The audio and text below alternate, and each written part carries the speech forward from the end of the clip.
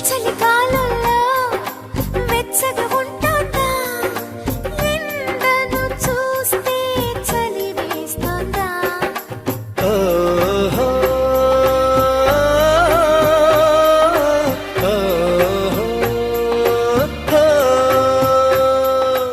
ఎదురుగా నువ్వున్నా విరహం పుడుతోంది ఏ నిజమైన కలగా ఉంది విసుగేతో కలిగింది దిగులేతో పెరిగింది అసలేతో జరిగింది మతి కాస్త పోయింది